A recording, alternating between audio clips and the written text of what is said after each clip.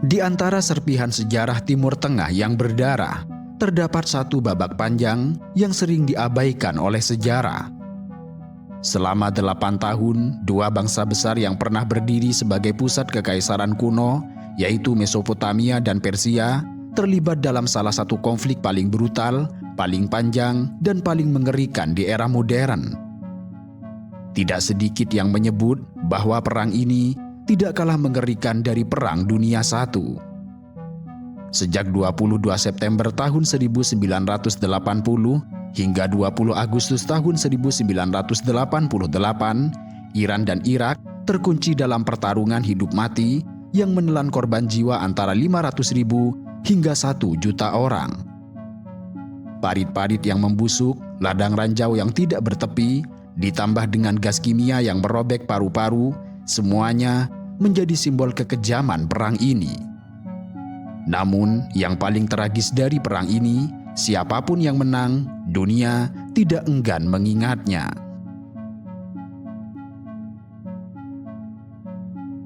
Perang ini bermula dari sebuah revolusi. Setelah revolusi Islam Iran tahun 1979 menggulingkan Shah Reza Pahlavi, Ayatollah Khomeini bermaksud mengekspor revolusi ke seluruh dunia. Ia pernah menyatakan bahwa dirinya akan mengekspor revolusi kita ke 4 penjuru dunia dan bahwa nasionalisme di dunia Arab harus segera dihapus dan ditaklukkan demi persatuan Islam yang lebih tinggi. Namun, bagi Saddam Hussein yang saat itu tengah memimpin Irak, retorika Khomeini bukan sekedar perang kata. Saddam memaknainya sebagai sebuah ancaman eksistensial. Sementara itu, Irak yang sebagian besar atau sekitar 65% penduduknya secara historis selalu terpinggirkan oleh pemerintahan Sunni. Saddam khawatir bahwa seruan Khomeini akan memicu pemberontakan di antara warganya sendiri dan menggulingkan kekuasaannya.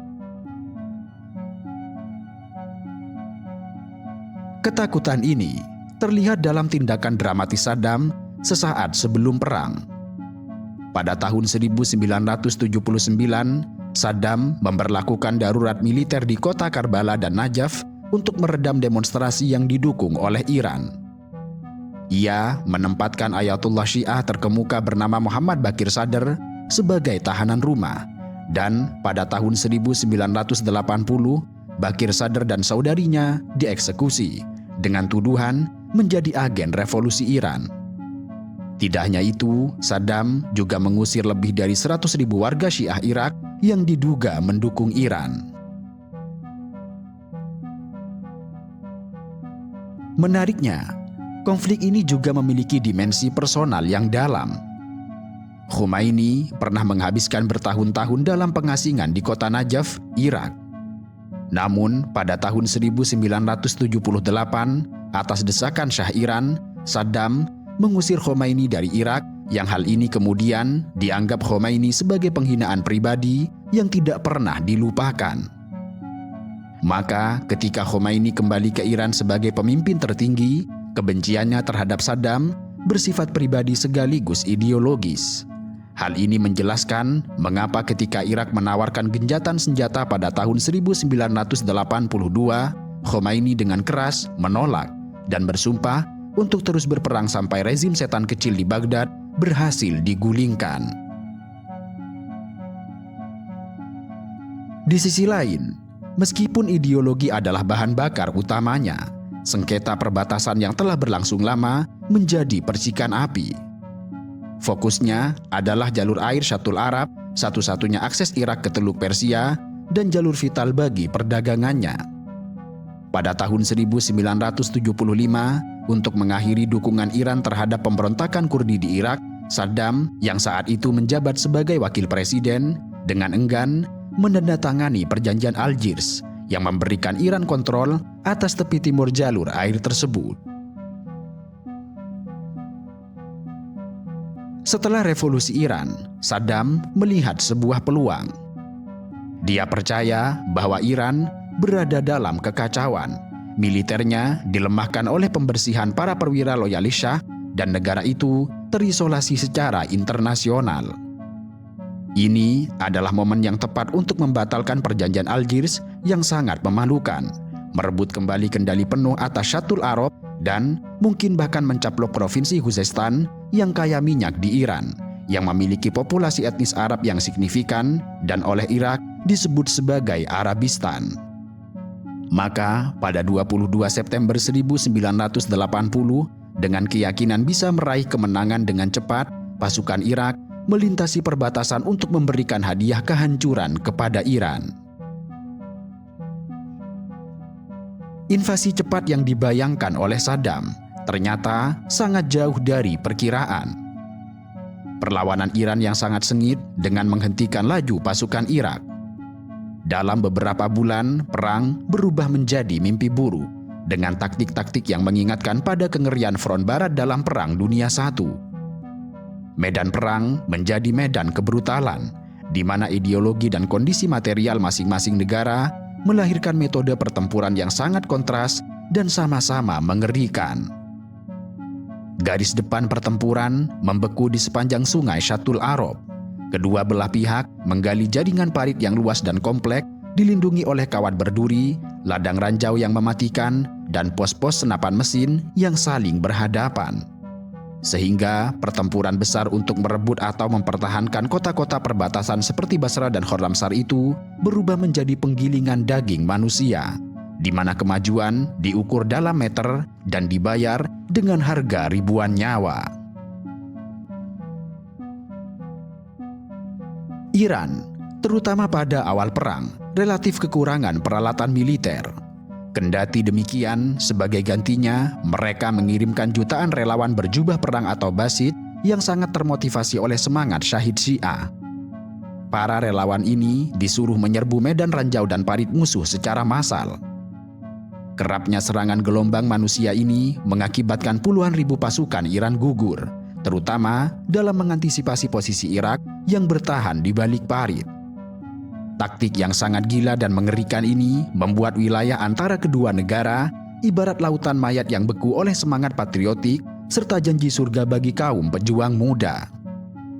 Namun tragisnya, selama bertahun-tahun, front ini hampir tidak bergerak, menjebak ratusan ribu tentara dalam siklus serangan dan serangan balik yang sia-sia serta mematikan.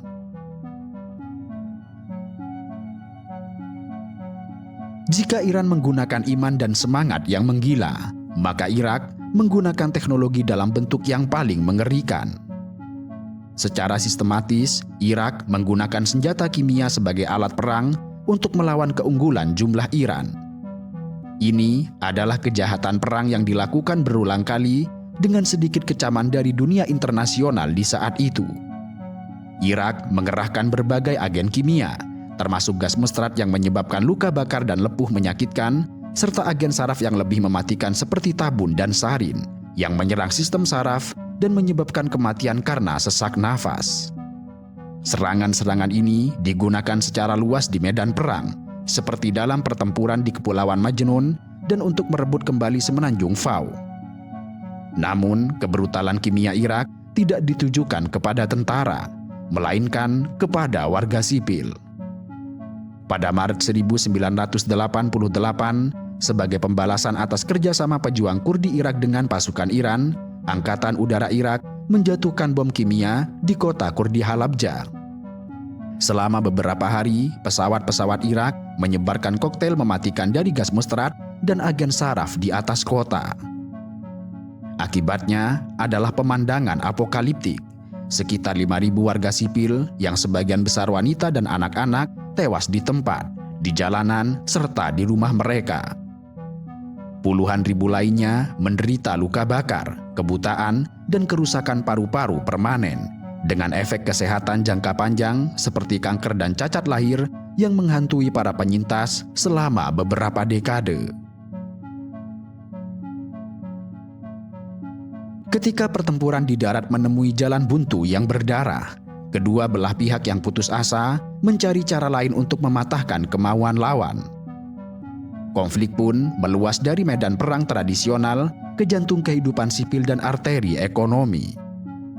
Langit di atas kota-kota besar dan perairan strategis Teluk Persia segera menjadi arena baru bagi perang total, di mana warga sipil dan kepentingan internasional terseret langsung ke dalam pusaran kekerasan. Dimulai secara sporadis tetapi meningkat secara dramatis pada pertengahan 1980-an, Perang Kota atau War of the Cities menjadi teror yang dirancang oleh kedua negara. Irak dan Iran saling menembakkan rudal balistik ke pusat-pusat populasi satu sama lain. Tujuan utamanya bukan strategis militer, melainkan penghancuran psikologis untuk menebar ketakutan, melumpuhkan kehidupan moral, dan memaksa pemerintah lawan untuk segera menyerah. Irak memiliki keunggulan dalam perang ini. Dengan bantuan teknis asing, mereka berhasil memodifikasi rudal Scud B buatan Soviet, memperpanjang jangkauannya untuk menciptakan rudal Al-Hussein yang mampu mencapai ibu kota Iran yang terletak jauh di pedalaman. Iran yang juga memiliki Scud yang diperoleh dari Libya membalas dengan menargetkan Baghdad serta kota-kota Irak lainnya. Selama fase-fase paling intens dari perang kota ini, sirine serangan udara menjadi bagian dari kehidupan sehari-hari di kedua ibu kota. Serangan-serangan yang tidak akurat ini menewaskan ribuan warga sipil, melukai puluhan ribu lainnya, dan memicu eksodus massal dari kota-kota yang menjadi sasaran saat penduduk yang ketakutan mencari perlindungan di pedesaan. Tidak hanya itu, secara paralel, perang lain berkecamuk di lautan. Perang tanker menjadi upaya Irak untuk melumpuhkan ekonomi Iran yang sangat bergantung pada ekspor minyak. Dimulai pada tahun 1981 dan meningkat secara signifikan pada tahun 1984, Angkatan Udara Irak menggunakan jet tempur canggih yang dipasok dari Perancis dan dipersenjatai dengan rudal, mulai menargetkan kapal tanker minyak yang berlayar dari pelabuhan-pelabuhan Iran. Sementara itu, Iran yang angkatan lautnya telah melumpuhkan pelabuhan-pelabuhan Irak di awal perang, membalas dengan menyerang kapal-kapal dagang yang menuju atau berasal dari negara-negara Arab Teluk yang mendukung Irak, terutama Kuwait dan Arab Saudi. Taktik Iran lebih bervariasi, mulai dari serangan speedboat Garda Revolusi yang bersenjatakan roket, hingga penggunaan rudal anti kapal Silkworm buatan Cina yang diluncurkan dari darat. Eskalasi di Teluk Persia ini memiliki implikasi global. Serangan-serangan tersebut mengancam kebebasan navigasi dan pasokan minyak dunia yang mengalir melalui Selat Hormuz. Strategi Saddam tampaknya memang sengaja dirancang untuk memprovokasi intervensi internasional. Dia berharap bahwa dengan mengancam arteri minyak global, kekuatan-kekuatan besar akan turun tangan untuk kemudian menekan Iran agar segera mengakhiri perang. Ironisnya, strategi ini memang berhasil, tetapi dengan konsekuensi jangka panjang yang tidak pernah diperhitungkan sebelumnya. Intervensi Angkatan Laut Amerika untuk melindungi kapal-kapal tanker Kuwait memang memberikan keuntungan bagi Irak, tetapi di sisi lain juga menandai dimulainya kehadiran militer Amerika Serikat secara permanen dan masif di kawasan Teluk. Sebuah kekuatan yang kelak akan kembali untuk menggulingkan rezim Saddam itu sendiri. Menariknya, hampir seluruh dunia secara de facto memilih pihak Irak. Uni Soviet yang sebelumnya mendukung Iran di era rezim Shah menjelma menjadi pemasok senjata terbesar Irak. Cina dan Perancis juga menjadi pemasok utama peralatan perang bagi Irak, melengkapi persenjataan dari Soviet. Negara-negara Arab Teluk seperti Saudi, Kuwait, dan Uni Emirat Arab menyuntik dana miliaran dolar ke perekonomian Irak untuk memperkuat perang melawan Iran. Sementara itu, Barat, termasuk Amerika Serikat, Inggris, dan Jerman Barat, secara terang maupun terselubung, memberikan teknologi dual use dan intelijen kepada pihak Irak. Bahkan CIA Amerika Serikat membantu menyalurkan persenjataan bukan buatan Amerika Serikat ke Irak agar Saddam tidak kalah. Amerika Serikat secara resmi hanya menjual helikopter senilai ratusan juta, namun aktivitas intelijen rahasia Washington lebih berperan meluluskan logistik Irak. Sebaliknya, Iran relatif terisolasi, hanya segelintir negara yang bersedia menolong Iran saat itu. Suriah, Libya, dan Korea Utara memasok senjata ke Iran dalam jumlah terbatas. Uni Soviet pun yang larangannya longgar, akhirnya turut membantu Iran secara terpaksa. Selain itu, ada pula dukungan samar melalui Israel. Dalam skandal Iran-Contra 1980-an, Amerika dan Israel secara rahasia menjual senjata anti pesawat dan anti tank kepada Iran demi mempengaruhi situasi regional, walau kepresidenan Reagan berulang kali membantah perintah langsung.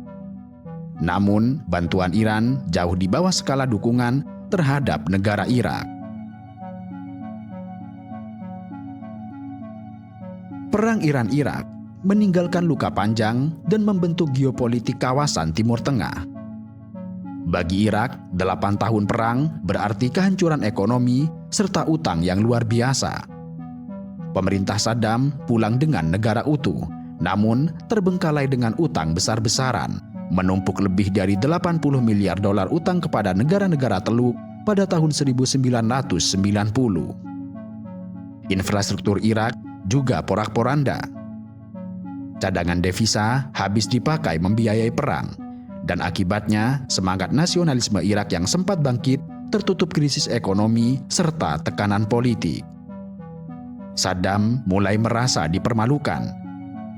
Ia menuduh negara-negara Teluk memperlakukan Irak seperti anjing perang yang ketika selesai dipakai, kini mereka dibuang. Ketika Kuwait menolak membatalkan utang dan malah meningkatkan produksi minyak yang menyebabkan harga minyak dunia turun, Saddam melihat ini sebagai penghinaan. Itulah mengapa nantinya pada tahun 1990 atau hanya 2 tahun setelah perang berakhir, Saddam memerintahkan invasi ke Kuwait, memicu perang Teluk I dan membawa Irak berhadapan langsung dengan Amerika Serikat serta koalisi internasional. Iran pun mengalami perubahan besar. Secara ideologis, rezim Iran merasa selamat karena perang Teluk menegaskan Iran sebagai kekuatan regional utama setelah kejatuhan diktator Irak. Namun, pengalaman ini juga memotivasi Iran memperkuat persenjataannya secara mandiri. Kekejaman Irak dalam penggunaan senjata kimia membuat Iran yakin bahwa ia memerlukan kekuatan penjegah yang setara di masa depan. Peran Iran-Irak juga mengubah tatanan keamanan regional. Selat Hormuz, jalur perdagangan minyak utama di dunia, benar-benar termiliterisasi setelah perang ini.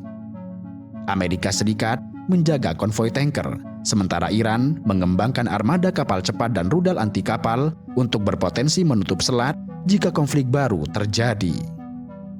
Secara politik, perpecahan Sunni Syiah dalam negeri Irak bertambah parah setelah perang. Terbuka pula potensi konflik internal baru, termasuk pembantaian Kurdi Anfal tahun 1988 yang rupanya terlahir dari sentimen perang ini.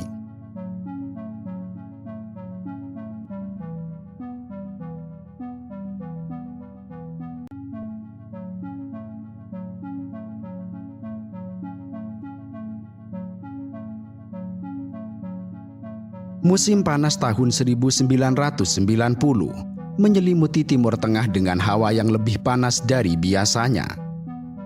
Kawasan yang semula hanya mengenal lautan debu berubah menjadi ladang kematian yang mengerikan. Hanya dalam waktu 2 tahun setelah terjadinya perang ganas antara Irak melawan Iran, hamparan pasir itu kembali terguncang oleh ketegangan yang merayap pelan di bawah permukaan geopolitik regional. Di satu sisi, berdiri negara Irak yang tengah compang-camping setelah perang melawan Iran selama 8 tahun. Lalu di sisi lain, terdapat negara kecil kaya minyak bernama Kuwait, tetangga yang dulu pernah membantu melawan Iran, namun kini dianggap sebagai penghalang bagi ambisi besar Saddam Hussein. Di bawah komando Presiden Saddam Hussein, lebih dari 100.000 tentara Irak yang didukung oleh artileri dan kekuatan udara melintasi perbatasan yang tidak bertanda jelas, memulai sebuah invasi yang akan mengubah peta politik Timur Tengah dan dunia selamanya. Di Kuwait City, ibu kota negara kecil yang kaya minyak itu, warga terbangun dalam kebingungan dan kepanikan saat sirine meraung-raung dan disusul oleh suara ledakan yang membombardir kota dari udara. Pasukan Kuwait yang kalah jumlah dan senjata mencoba memberikan perlawanan. Namun sayang, semua perlawanan itu berakhir sia-sia. Kekuatan mereka dengan cepat dilumpuhkan oleh gelombang invasi masif. Dalam hitungan jam, tank-tank buatan Soviet milik Irak telah merangsek masuk ke jantung kota, menguasai titik-titik strategis serta istana emir. Perlawanan yang gigih dari angkatan bersenjata Kuwait dan hanya cukup memberi waktu bagi Emir Jaber Ahmad Al-Sabah dan keluarganya untuk melarikan diri ke Arab Saudi, membawa serta legitimasi pemerintahan yang diasingkan. Dalam waktu kurang dari 2 hari, seluruh Kuwait telah jatuh ke tangan Irak. Saddam Hussein, sang pemimpin dari Baghdad, dengan cepat mengumumkan aneksasi, menyatakan bahwa Kuwait sebagai provinsi ke-19 Irak. Dunia yang baru saja menghela nafas lega setelah berakhirnya Perang Dingin, tiba-tiba dipaksa untuk menghadapi krisis pertama dalam apa yang disebut sebagai tatanan dunia baru. Invasi Irak terhadap Kuwait bukanlah tindakan impulsif yang lahir dari ruang hampa. Serangan ini adalah puncak dari gunung api yang dasarnya terbentuk oleh tekanan ekonomi yang menghancurkan, luka sejarah yang belum sembuh, ambisi personal Saddam Hussein, dan kegagalan diplomasi yang tragis. Untuk memahami mengapa tank-tank Irak melintasi perbatasan pada Agustus 1990, kita harus kembali ke medan perang lain yang telah meninggalkan Irak dalam keadaan babak belur dan putus asa. Perang Iran-Irak yang berlangsung dari tahun 1980 hingga 1988 telah menyisakan banyak kehancuran di pihak Irak. Sebelum perang, Irak adalah negara yang relatif kaya dan stabil. Pada tahun 1980, negara ini memiliki cadangan devisa sekitar 30 miliar dolar. Akan tetapi, 8 tahun peperangan melawan Iran telah mengubah segalanya. Pada tahun 1988, cadangan devisa itu lenyap, digantikan oleh utang luar negeri yang membengkak hingga mencapai angka yang fantastis, antara 80 hingga 120 miliar dolar. Tidak hanya itu, perang tersebut juga menyisakan infrastruktur yang hancur lebur, mulai dari ladang minyak di Kirkuk hingga pelabuhan di kota Basra. Para ahli memperkirakan bahwa Irak membutuhkan dana sangat besar sekitar 452 miliar dolar untuk sekedar membangun kembali negaranya. Sebuah angka yang mustahil dicapai ketika satu-satunya sumber pendapatan utamanya, yaitu minyak, hanya menghasilkan sekitar 10 miliar dolar per tahun akibat harga yang sangat rendah. Selama perang melawan Iran, negara-negara Teluk yang sebagian besar adalah Sunni, terutama Arab Saudi dan Kuwait, memberikan dukungan finansial yang besar kepada Irak. Mereka melihat rezim Saddam Hussein sebagai benteng pertahanan melawan ancaman revolusi Islam Syiah dari Iran. Dan Kuwait sendiri telah meminjamkan dana sekitar 14 miliar dolar kepada Irak. Bagi Saddam Hussein, pinjaman ini bukanlah sekedar transaksi keuangan. Dalam benaknya, ia telah berperang dan berkorban darah demi melindungi gerbang Jazirah Arab, termasuk Kuwait, dari revolusi Islam Iran. Dan dengan begitu, dunia Arab telah berhutang kepadanya.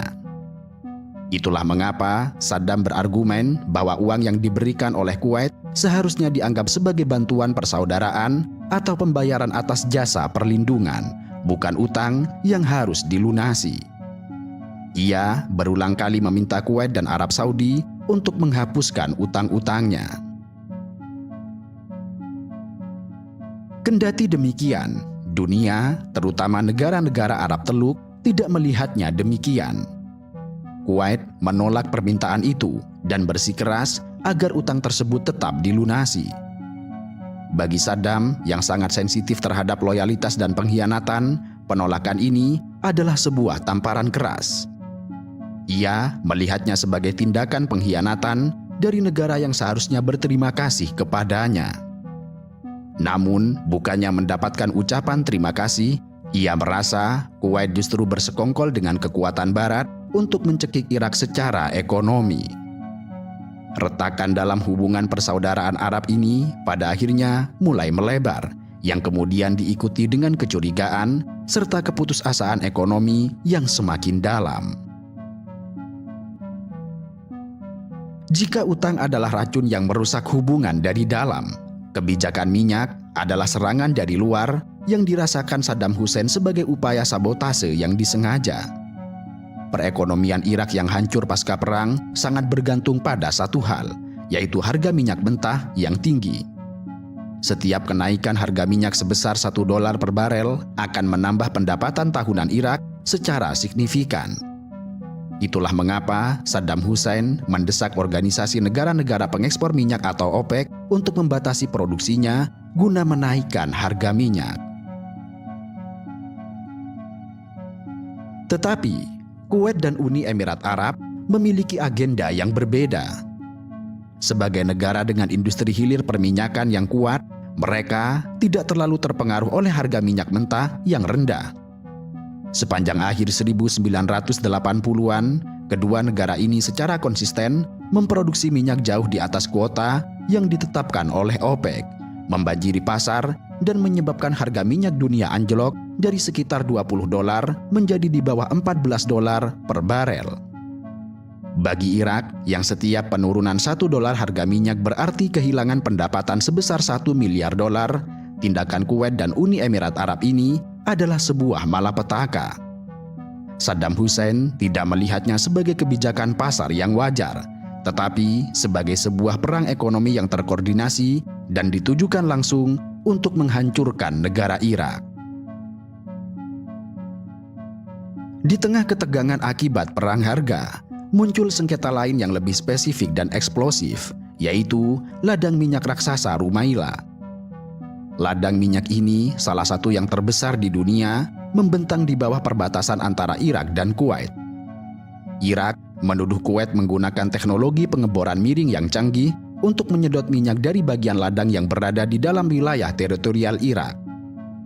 Menurut Baghdad, Kuwait telah mencuri minyak senilai $2,4 miliar, dan Irak pun menuntut ganti rugi atas kerugian ini, sebuah tuntutan yang lagi-lagi ditolak mentah-mentah oleh Kuwait.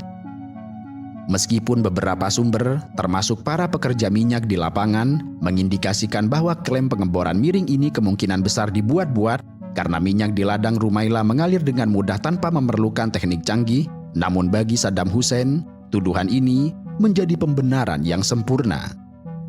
Ia kini memiliki dua alasan ekonomi yang cukup kuat, yaitu sabotase harga minyak dan pencurian langsung sumber daya alam. Kombinasi dari kedua faktor ini cukup meyakinkan Saddam bahwa Kuwait bukan lagi sekedar tetangga yang tidak kooperatif, tetapi musuh yang secara aktif berusaha menghancurkan negaranya. Pada sisi lain, di balik sengketa ekonomi yang mendesak, terdapat lapisan klaim historis yang memberikan pembenaran ideologis bagi agresi.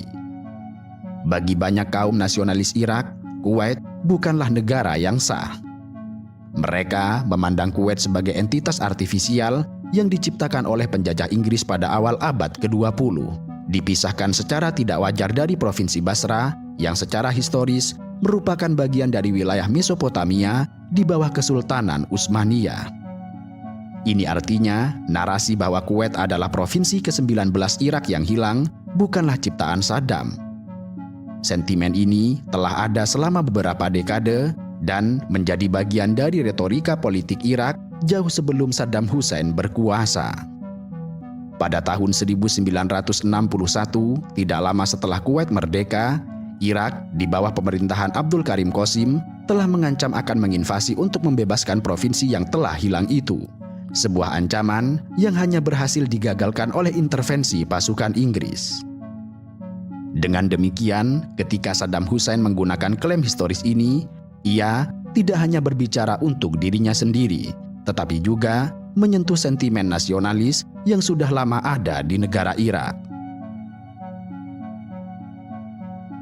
Menjelang akhir Juli 1990, ketegangan telah mencapai titik didih. Pasukan Irak dalam jumlah besar mulai berkumpul di perbatasan Kuwait.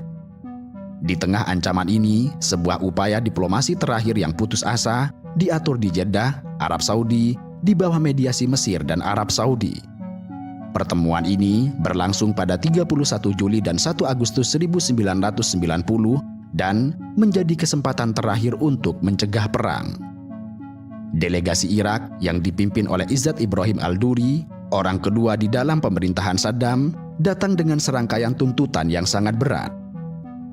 Mereka meminta Kuwait untuk menyerahkan sebagian ladang minyak Rumaila, membayar ganti rugi sebesar 2,4 miliar dolar untuk minyak yang dituduh telah dicuri, menghapuskan seluruh utang Irak sebesar 14 miliar dolar, dan memberikan janji formal untuk tidak lagi melanggar kuota produksi OPEC di masa depan. Bagi Kuwait, tuntutan ini jelas sama saja dengan penyerahan kedaulatan ekonomi serta teritorialnya. Maka dalam sekejap, negosiasi dengan segera berubah dari diskusi diplomatik menjadi ajang caci maki. Delegasi Irak dengan marah menuntut kompensasi, mengingatkan Kuwait bahwa Irak telah berkorban untuk melindungi mereka dari Iran. Namun demikian, delegasi Kuwait yang dipimpin oleh putra mahkota Syekh Sa'ad Abdullah Salim Al-Sabah menanggapi dengan sikap yang sama kerasnya. Menurut beberapa laporan, ketika didesak untuk memberikan kompensasi, Syekh Sa'ad menjawab dengan penghinaan yang menusuk. "Mengapa kamu tidak minum air laut saja?" Laporan lain menyebutkan tentang adanya penghinaan yang lebih personal dan menyakitkan, di mana delegasi Kuwait menyarankan agar rakyat Irak yang miskin mengirim istri-istri mereka ke jalanan untuk mencari uang, dan memperingatkan bahwa Kuwait memiliki sahabat yang sangat kuat, yakni Amerika Serikat. Terlepas dari kata-kata persisnya, yang jelas pesan yang diterima oleh delegasi Irak adalah penolakan total yang dibumbui dengan arogansi dan penghinaan. Dan jelas bahwa diplomasi ini telah gagal secara total. Pada tanggal 2 Agustus 1990, Irak menyerbu Kuwait dengan gelombang serangan yang mengejutkan. Dalam sekejap, Irak berhasil melumpuhkan Kuwait yang kalah secara jumlah dan persenjataan. Akan tetapi, dalam waktu hitungan hari, krisis regional itu segera berubah menjadi perang global. Komunitas internasional segera merespons serangan Irak dengan cepat. Hanya beberapa jam setelah tank-tank Irak memasuki Kuwait City, Dewan Keamanan Perserikatan Bangsa-Bangsa mengadakan sidang darurat. Hasilnya adalah resolusi 660 yang disahkan pada hari yang sama, yakni 2 Agustus 1990. Dengan suara 14 setuju dan 0 menolak, resolusi tersebut dengan tegas mengutuk invasi Irak ke Kuwait dan menuntut agar Irak menarik semua pasukannya tanpa syarat. Persatuan ini, terutama antara Amerika Serikat dan Uni Soviet yang biasanya berseberangan, menandakan pergeseran tektonik dalam politik global. Ketika Irak mengabaikan tuntutan tersebut dan malah menganeksasi Kuwait, Dewan Keamanan PBB meningkatkan tekanannya. Pada 6 Agustus, mereka mengesahkan resolusi 661 yang memberlakukan sanksi ekonomi dan militer yang paling komprehensif dalam sejarah PBB. Resolusi ini melarang semua negara anggota untuk berdagang dengan Irak, membekukan aset Irak di luar negeri, dan memberlakukan embargo senjata yang ketat. Tujuannya adalah melumpuhkan ekonomi Irak dan memaksa Saddam Hussein untuk mundur tanpa perlu melepaskan satu tembakan pun. Dari kecaman verbal dan sanksi ekonomi, respon dunia dengan cepat beralih ke pembentukan koalisi militer. Tulang punggung koalisi ini adalah Amerika Serikat, Inggris, Arab Saudi, dan Mesir. Arab Saudi yang awalnya ragu untuk mengizinkan pasukan asing masuk ke tanah suci Islam, berubah pikiran setelah diperlihatkan bukti intelijen Amerika Serikat yang menunjukkan adanya penumpukan besar pasukan Irak di perbatasannya. Raja Fahd pun secara resmi meminta bantuan militer. Negara-negara Arab lainnya seperti Suriah dan Mesir bergabung dengan koalisi, sehingga pada puncaknya koalisi ini terdiri dari 42 negara, menjadikannya aliansi militer terbesar yang pernah dibentuk sejak Perang Dunia II.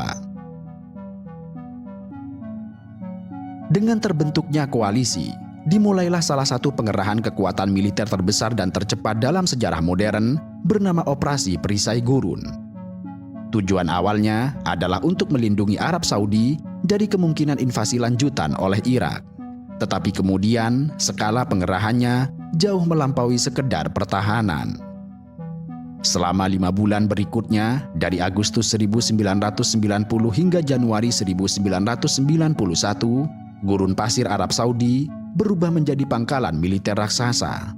Sebuah keajaiban logistik terjadi saat Amerika Serikat dan sekutunya mengerahkan lebih dari 700.000 tentaranya, di mana sekitar 541.000 diantaranya adalah personel Amerika. Ribuan tank tempur utama seperti M1 Abrams Amerika dan Challenger Inggris. Ratusan kapal perang, termasuk beberapa gugus tempur kapal induk dan ribuan pesawat tempur canggih. Jika operasi perisai gurun adalah tentang pengerahan kekuatan, maka operasi badai gurun adalah tentang penerapan kekuatan tersebut dengan cara yang menghancurkan dan menentukan. Perang ini menjadi semacam etalase bagi persenjataan generasi baru yang tidak hanya mengalahkan tentara Irak, tetapi juga mendefinisikan ulang doktrin peperangan era modern. Selama 38 hari, dari 17 Januari hingga 23 Februari 1991, Angkatan Udara Koalisi melancarkan salah satu kampanye pengeboman paling intensif dalam sejarah. Lebih dari 100.000 penerbangan dilakukan dan menjatuhkan 88.500 ton bom ke sasaran-sasaran di Irak dan Kuwait. Strategi di balik serangan udara ini, yang sebagian besar dirancang oleh seorang ahli teori kekuatan udara visioner bernama Kolonel Joel Warden, berfokus pada melumpuhkan Irak dari dalam keluar. Ujung tombak dari serangan dalam keluar ini adalah Lockheed F-117. Sebagai pesawat siluman operasional pertama di dunia, F-117 dirancang dengan bentuk bersudut-sudut aneh yang dilapisi material penyerap radar, membuatnya hampir tidak terlihat oleh pertahanan udara musuh. Pada malam-malam pertama perang, F-117 menjadi hantu di langit Baghdad. Meskipun jumlahnya hanya sebagian kecil dari total kekuatan udara koalisi, pesawat-pesawat ini bertanggung jawab untuk menyerang lebih dari 40% target-target strategis yang paling penting serta paling dijaga ketat. Sementara F-117 menguasai malam, siang hari menjadi milik senjata lain yang tidak kalah revolusioner, yaitu rudal jelajah BGM-109. Diluncurkan dari kapal perang dan kapal selam Angkatan Laut Amerika Serikat yang berpatroli di Teluk Persia dan Laut Merah, ratusan rudal ini terbang rendah mengikuti kontur daratan dengan kecepatan subsonik dan menghindari radar musuh. Dipandu oleh sistem navigasi internal dan pemetaan digital, ia mampu menghantam target statis seperti istana kepresidenan, pembangkit listrik, dan pangkalan udara dengan presisi luar biasa dari jarak ratusan mil. Pada hari pertama perang saja, lebih dari 100 rudal diluncurkan, menandai dimulainya era peperangan jarak jauh yang presisi. Perang Irak melawan Kuwait juga disebut sebagai perang di mana bom pintar benar-benar menunjukkan potensinya. Bom-bom berpemandu laser seperti seri Pavlov dan bom berpemandu elektrooptik memungkinkan pesawat tempur untuk menghancurkan target titik dengan akurasi yang sebelumnya tidak terbayangkan. Meskipun PGM hanya merupakan sekitar 9% dari total amunisi yang dijatuhkan selama perang, tetapi mereka menyumbang 75% dari semua serangan yang berhasil mengenai sasaran. Satu pesawat yang membawa beberapa bom pintar bisa menghancurkan beberapa tank dalam satu penerbangan. Efisiensi ini tidak hanya meningkatkan daya hancur kekuatan udara koalisi, tetapi juga secara drastis mengurangi risiko bagi para pilot. Perang Irak melawan Kuwait tidak hanya mengubah peta geopolitik, tetapi juga merevolusi cara dunia menyaksikan perang. Ini adalah konflik pertama yang disiarkan secara langsung 24 jam sehari ke ruang-ruang keluarga di seluruh dunia. Jaringan berita kabel yang saat itu masih relatif baru, yaitu CNN, menciptakan fenomena media yang akan mengubah jurnalisme, kebijakan luar negeri, dan persepsi publik tentang perang sebelumnya. Liputan CNN dari Baghdad menandai sebuah perubahan paradigma dalam konsumsi berita. Untuk pertama kalinya dalam sejarah, Audien tidak lagi harus menunggu buletin berita malam untuk mengetahui perkembangan perang, sebab mereka bisa menyaksikan perang itu secara real-time, yaitu 24 jam sehari. Siklus berita tanpa henti ini menciptakan ekspektasi baru akan keintiman serta kecepatan informasi, sebuah tuntutan yang terus membentuk lanskap media hingga hari ini. Fenomena ini dengan cepat melahirkan istilah baru, yaitu efek CNN. Istilah ini merujuk pada dampak kuat yang dimiliki liputan media global secara real-time terhadap kebijakan luar negeri dan opini publik. Para pembuat kebijakan di Washington, dari Gedung Putih hingga Pentagon, dilaporkan terpaku pada layar televisi mereka, menonton CNN untuk mendapatkan informasi terbaru dari medan perang, dan terkadang bahkan sebelum mereka menerimanya melalui saluran resmi. Dan yang lebih aneh lagi, mereka tahu bahwa para pemimpin militer Irak di Baghdad juga melakukan hal yang serupa. Pada akhirnya, perang ini berakhir pada tanggal 28 Februari 1991 ketika Irak menyerah kepada koalisi internasional setelah pembebasan Kuwait. Diperkirakan antara 50.000 hingga 100.000 tentara Irak tewas dengan jumlah korban luka-luka yang lebih besar. Banyak sumur minyak di Kuwait dibakar oleh Irak, menyebabkan kerusakan lingkungan dan kerugian ekonomi yang cukup signifikan.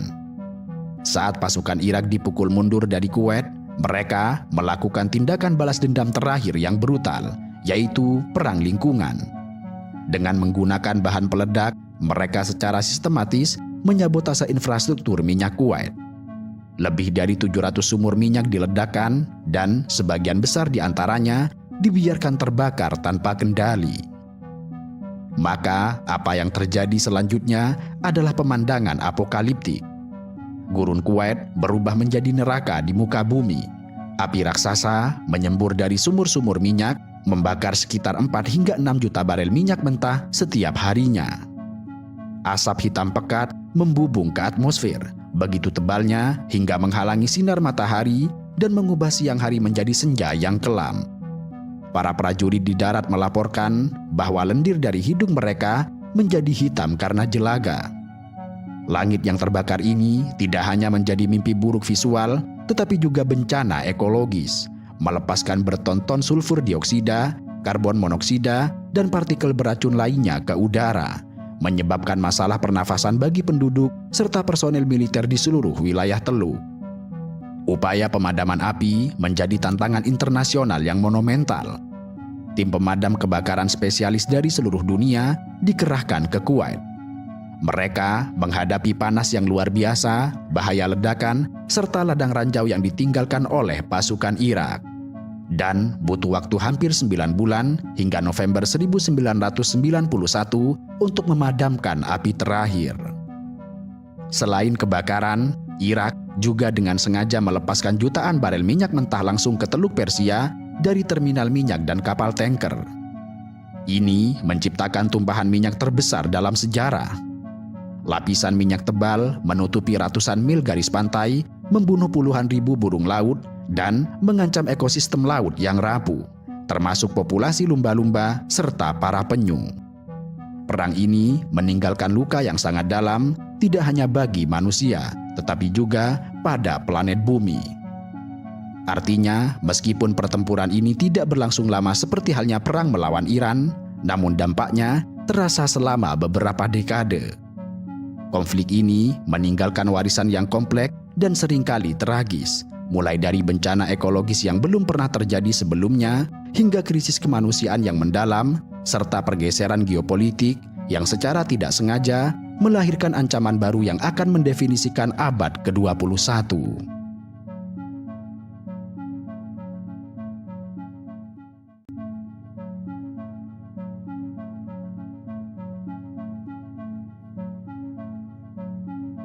Maret 2003, langit kota Baghdad mendadak terang oleh kilatan api dan gemuruh ledakan bom mematikan. Pasukan Amerika Serikat dan sekutunya mulai melancarkan invasi militer dengan operasi pengeboman dahsyat. Invasi ini menandai dimulainya Perang Irak 2003, sebuah konflik yang akan mengguncang Timur Tengah dan mengubah nasib bangsa Irak selamanya. Amerika Serikat di bawah Presiden George Bush mengklaim bahwa tujuan mereka adalah melucuti senjata pemusnah massal yang diduga dimiliki Saddam Hussein, memerangi terorisme, dan membebaskan rakyat Irak dari bentuk pemerintahan yang diktator. Tetapi di balik retorika resmi itu, sejarah mencatat adanya motif-motif gelap dan terselubung yang turut mendorong perang ini. Hal itu dijelaskan oleh fakta bahwa setelah perang, alasan-alasan yang dibuat Amerika Serikat terbukti tidak pernah teruji kebenarannya. Sementara pada saat bersamaan, rakyat Irak justru menderita luar biasa dan negara mereka jatuh dalam jurang kehancuran. Untuk memahami invasi Amerika Serikat terhadap Irak, kita perlu melihat konteks sejarah hubungan kedua negara serta situasi Irak sebelum perang. Bahwa Saddam Hussein telah berkuasa di Irak sejak akhir 1970-an dan memimpin Partai Ba'ath. Pada dekade 1980-an, Saddam Hussein berperang melawan Iran yang berlangsung selama 8 tahun dengan dukungan terselubung dari Barat. Lalu, pada tahun 1990, Saddam Hussein menginvasi Kuwait, negara tetangga yang kaya akan minyak. Tindakan itu kemudian memicu Perang Teluk 1991, di mana koalisi internasional yang dipimpin Amerika Serikat menggempur pasukan Irak dan memaksa mereka untuk mundur dari Kuwait. Usai Perang Teluk tahun 1991, Dewan Keamanan PBB menjatuhkan sanksi berat terhadap Irak dan mewajibkan negara itu untuk melucuti seluruh senjata kimia, biologi, dan nuklirnya. Maka dibentuklah tim inspektur PBB yang kemudian bernama An-Mofik untuk mengawasi penghancuran senjata pemusnah massal Irak. Dalam tahun-tahun berikutnya, sanksi ekonomi dan embargo membuat penderitaan rakyat Irak meningkat. Ekonomi mereka hancur, infrastruktur rusak, dan jutaan warga jatuh miskin. Selama dekade 1990-an, kebijakan resmi Amerika Serikat terhadap Irak adalah pengurungan, memastikan Saddam tidak lagi menjadi ancaman regional melalui sanksi ekonomi dan zona larangan terbang, sembari berharap agar rezimnya runtuh dari dalam. Pada tahun 1998, Amerika Serikat sempat melancarkan operasi serangan udara dengan dalih menghukum Saddam Hussein karena diduga menghambat kerja inspektur senjata. Dan di tahun yang sama, Kongres Amerika Serikat mengesahkan Iraq Liberation Act yang menyatakan dukungan terbuka bagi upaya pergantian rezim di Irak. Hal ini menunjukkan bahwa jauh sebelum 2003, pergantian rezim Saddam sudah menjadi agenda politik di Washington. Tetapi, situasi kemudian berubah setelah peristiwa serangan 11 September tahun 2001 di Amerika Serikat. Pasca kejadian itu, Presiden George Bush mengumumkan perang melawan teror yang awalnya menargetkan Afghanistan yang diduga sebagai tempat persembunyian Al-Qaeda. Namun, tidak lama kemudian, fokus para pejabat non-konservatif di Washington beralih kepada Irak. Meskipun tidak ada bukti keterlibatan Saddam Hussein dalam serangan itu, beberapa tokoh garis keras dalam pemerintahan Bush melihat peluang untuk mengaitkan rezim Irak dengan ancaman teroris global. Irak dimasukkan Bush ke dalam apa yang disebut sebagai poros kejahatan bersama Iran dan Korea Utara. Melalui lobi di internal pemerintahan, kelompok neokonservatif mendesak bahwa Saddam Hussein harus segera disingkirkan demi visi mereka membentuk Timur Tengah baru yang demokratis serta pro terhadap Barat. Selama tahun 2002, Amerika Serikat mulai membangun narasi di forum internasional bahwa Irak telah melanggar resolusi PBB dan menyembunyikan senjata pemusnah massal. Presiden Bush dalam pidatonya di PBB pada September 2002 menuduh Saddam tidak mematuhi kewajiban pelucutan senjata. Tekanan ini membuahkan resolusi DK-PBB 1941 pada November 2002 yang memberi Irak kesempatan terakhir untuk mematuhi inspeksi senjata. Saddam di bawah ancaman invasi menerima kembalinya para inspektur PBB ke negaranya.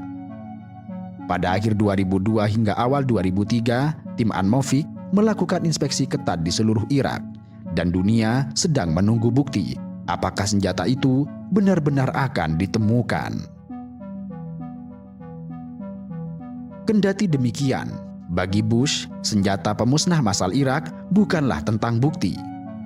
Dia bersikeras bahwa Saddam Hussein menyimpan persediaan senjata kimia dan biologi yang berbahaya dan serta aktif mengembangkan senjata nuklir secara diam-diam.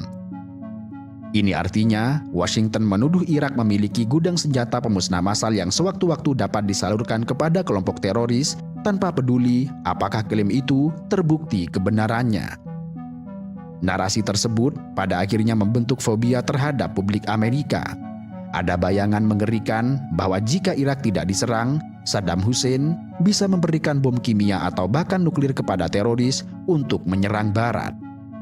Presiden Bush selalu mengingatkan akan ancaman asap berbentuk jamur jika Saddam tidak segera ditindak. Dalam narasi resmi ini, Irak digambarkan sebagai ancaman yang serius serta momok yang menakutkan bagi dunia. Dalih kedua, pemerintah Amerika Serikat mengaitkan rezim Saddam Hussein dengan jaringan teroris global. Mereka menuduh tanpa bukti kuat bahwa Irak memiliki hubungan dengan Al-Qaeda, kelompok di balik serangan 9/11. Tuduhan lain bahkan menyebut Irak mungkin terlibat dalam terorisme anti-Amerika Serikat sebelumnya. Meskipun komunitas intelijen Amerika Serikat sendiri tidak menemukan bukti kredibel kolaborasi semacam itu, tetapi narasi ini tetap didengungkan. Bagi publik Amerika Serikat yang trauma oleh tragedi 9/11, menghubungkan Saddam Hussein dengan Osama bin Laden menciptakan justifikasi emosional bahwa menyerang Irak adalah bagian dari perang melawan teror untuk mencegah serangan teroris selanjutnya.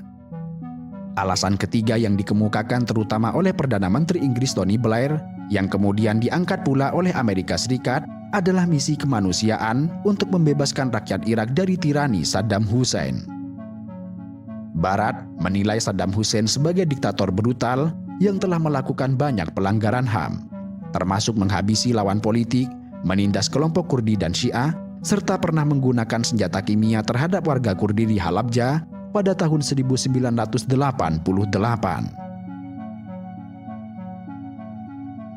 Dengan retorika yang terdengar idealis itu, koalisi Amerika-Inggris mengaku hendak menjatuhkan rezim otoriter dan menggantinya dengan pemerintahan demokratis yang akan membawa kesejahteraan bagi rakyat Irak serta stabilitas bagi kawasan.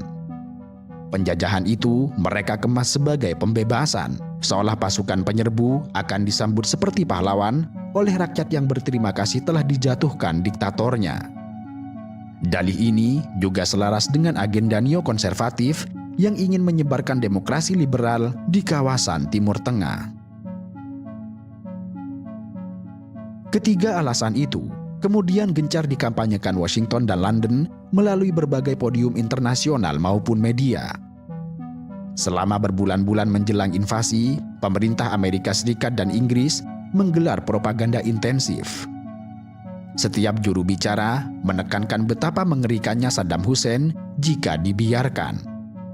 Media arus utama Amerika Serikat seperti Fox News hingga CNN umumnya mendukung narasi pemerintah dan jarang mempertanyakan keabsahan intelijen yang telah disodorkan. Kendati demikian, banyak pihak di dunia, termasuk sekutu Amerika Serikat sendiri, yang meragukan dalih-dalih tersebut sejak awal.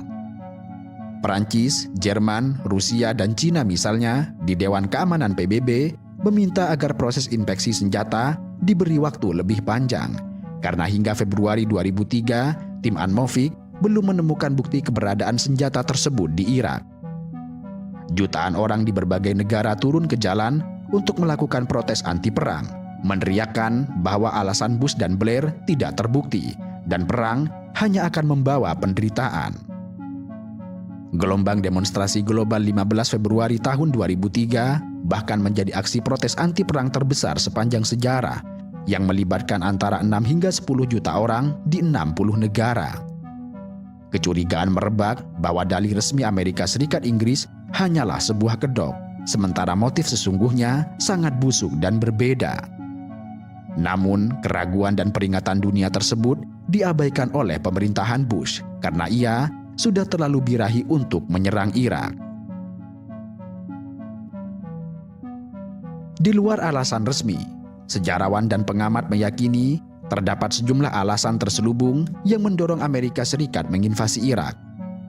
Motif-motif gelap ini lebih berkaitan dengan kepentingan strategis, ekonomi, serta ideologi pemerintahan Bush saat itu, bukan semata ancaman nyata dari rezim Saddam. Dan semuanya adalah tentang minyak. Irak memiliki cadangan minyak bumi yang luar biasa besar, diketahui sebagai cadangan minyak terbesar ketiga di dunia setelah Saudi dan Iran. Bagi sebuah negara adidaya seperti Amerika Serikat yang perekonomiannya sangat haus minyak, kontrol atas sumber daya ini jelas sangat menggiurkan. Sejak awal, ketertarikan Amerika Serikat terhadap Irak tidak lepas dari emas hitam ini. Setelah invasi berhasil, indikasi motif minyak kian nyata. Produksi minyak Irak segera dilipat gandakan dari sekitar 3 juta barel per hari menjadi 6 juta barel per hari di bawah pendudukan Amerika Serikat. Pemerintahan Bush juga mendorong privatisasi ladang-ladang minyak Irak dan memberi akses besar pada perusahaan minyak asing, memastikan dominasi Amerika Serikat dan sekutunya atas kekayaan minyak Irak. Bahkan sebelum perang, dokumen-dokumen internal di Washington mengungkap diskusi tentang pembagian konsesi minyak Irak pasca Saddam. Singkatnya, kontrol terhadap minyak Irak, baik untuk menjamin pasokan energi jangka panjang bagi Amerika Serikat maupun untuk melemahkan kartel OPEC, diyakini sebagai motif kunci di balik invasi Irak. Di samping itu, motif lainnya adalah ambisi neokonservatif untuk menegakkan dominasi Amerika Serikat di kawasan Timur Tengah. Dengan menempatkan puluhan ribu tentara di kawasan Irak dan mendirikan pangkalan militer permanen di jantung Timur Tengah, Amerika Serikat bisa memperkokoh pijakan geopolitiknya. Irak dianggap sebagai lokasi yang strategis, berbatasan dengan Iran, Suriah, Arab Saudi, serta Yordania. Sehingga kehadiran militer Amerika Serikat di sana memungkinkan pengawasan dan tekanan lebih besar terhadap negara-negara yang dianggap bermasalah di sekitarnya. Tidak hanya itu, mereka juga percaya bahwa menumbangkan rezim otoriter anti-Barat seperti Saddam Hussein dan mendirikan pemerintahan demokratis pro-Amerika Serikat di jantung dunia Arab akan memicu efek domino yang positif. Irak yang demokratis diharapkan menjadi model bagi negara Timur Tengah lain dan memperkuat posisi Amerika Serikat. Usulan pergantian rezim di Irak sebenarnya sudah disuarakan kelompok ini sejak era Clinton. Tahun 1998, mereka menulis surat terbuka mendesak Presiden Clinton untuk mengganti Saddam Hussein dengan pemimpin baru. Lalu, momen itu datang setelah peristiwa 9/11. Di sisi lain, tidak dapat dipungkiri bahwa keamanan Israel merupakan salah satu pertimbangan implisit kebijakan Amerika Serikat di Timur Tengah. Saddam Hussein dikenal sangat anti-Israel. Ia pernah menembakkan rudal Scud ke Israel saat Perang Teluk 1991. Bagi kelompok pro-Israel di Washington, menumbangkan Saddam Hussein berarti menghilangkan salah satu pengancam Israel. Dan lebih jauh lagi, neokonservatif percaya bahwa tidak ada lagi negara Arab besar dengan kekuatan militer yang mampu menentang keunggulan Israel jika Irak dilumpuhkan. Alasan terakhir bahwa perang juga membuka lahan bisnis besar. Pemerintahan Bush dan lingkarannya diketahui memiliki koneksi erat dengan industri minyak dan militer. Dengan demikian, sangat jelas bahwa invasi ke Irak menjanjikan cuan yang sangat besar, mulai dari kontrak rekonstruksi minyak, proyek pembangunan infrastruktur, hingga penjualan senjata dan alat militer. Sejumlah pengamat berpendapat bahwa kompleks industri militer di Amerika mendorong perang demi keuntungan bisnis. Selain itu, jatuhnya Saddam Hussein juga akan membuka pasar Irak bagi produk dan investasi Barat. Meski alasan ini jarang dikemukakan terang-terangan, tetapi motif ekonomi ini seolah melengkapi tujuan geopolitik. Tentu, motif-motif yang telah disebutkan saling berkelindan. Para pengambil keputusan di Washington memiliki beragam justifikasi pribadi maupun kelompok untuk menginvasi Irak. Bagi sebagian, minyak adalah faktor yang dominan. Namun bagi yang lain, ideologi dan keamanan strategis lebih utama. Namun akhirnya, semua motif ini bertemu di satu titik, yaitu keinginan untuk menggulingkan Saddam Hussein. Terlepas dari dalih publik tentang senjata pemusnah massal dan terorisme, penilaian objektif menunjukkan bahwa motif sebenarnya lebih kepada kepentingan nasional sempit Amerika Serikat, yaitu akses minyak, unjuk kekuatan, serta penataan ulang kawasan demi keuntungan geopolitik sendiri. Seperti dikatakan banyak kritikus perang, alasan resmi adalah sekedar alasan, sementara keputusan perang telah dibuat jauh hari sebelumnya oleh Washington. Pada 20 Maret tahun 2003, Amerika Serikat bersama koalisi sekutunya, terutama Inggris, melancarkan serangan militer ke Irak tanpa mandat dari PBB. Serangan dimulai dengan kampanye udara besar-besaran yang bertujuan melumpuhkan moral dan kemampuan tempur Irak sejak awal. Rudal-rudal jelajah ditembakkan dari kapal perang di Teluk, menghantam Baghdad serta beberapa kota lain.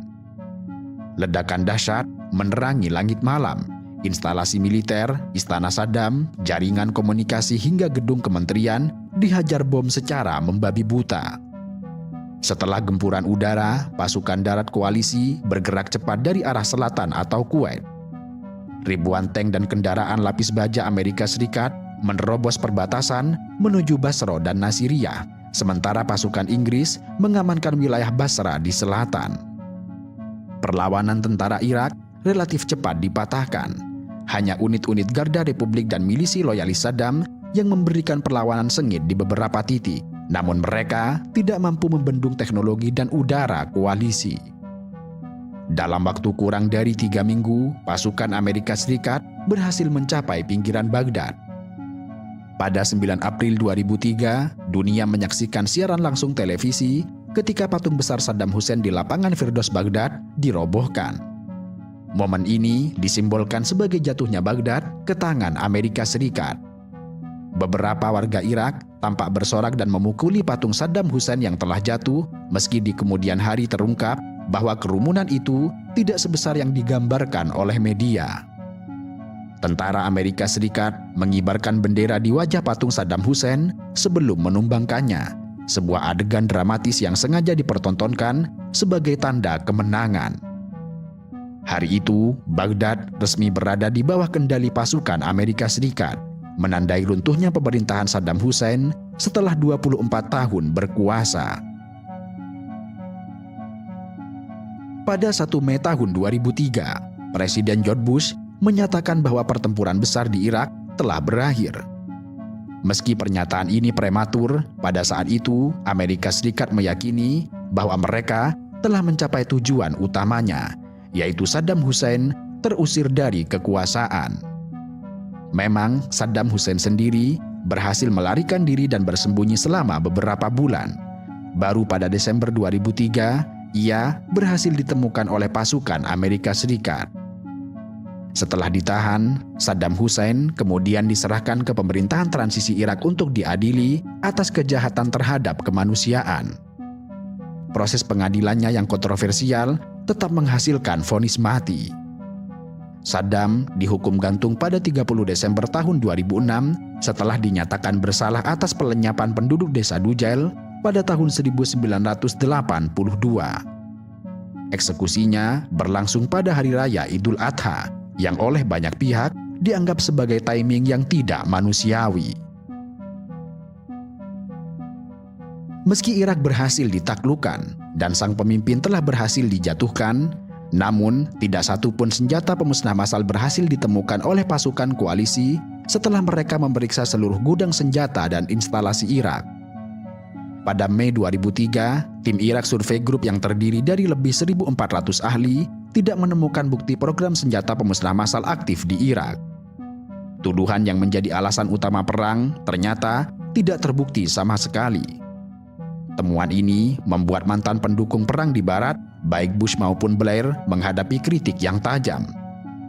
Presiden Bush sendiri belakangan mengaku merasa sakit hati bahwa intelijennya tentang senjata pemusnah massal ternyata keliru sebuah pengakuan yang tampaknya terlalu lucu serta dibuat-buat. Dengan tumbangnya Saddam, Amerika Serikat dan Sekutu beralih dari fase invasi ke fase pendudukan dan rekonstruksi. Sebuah pemerintahan koalisi sementara dibentuk untuk pemerintah Irak, sampai pemerintahan baru Irak bisa dibentuk. Pada titik ini, banyak yang berharap Irak akan segera berubah menjadi negara demokrasi damai sesuai janji Bush. Tetapi justru masa pasca invasi inilah yang membawa tantangan terberat dan penderitaan baru bagi bangsa Irak. Setelah kemenangan pada 2003, pasukan Amerika Serikat dan Sekutu menghadapi kenyataan yang jauh dari gambaran ideal. Pendudukan Irak terbukti jauh lebih rumit dan berdarah daripada invasinya sendiri. Juga terdapat beberapa keputusan dan peristiwa kunci pada masa awal pendudukan yang berkontribusi besar terhadap kekacauan selanjutnya.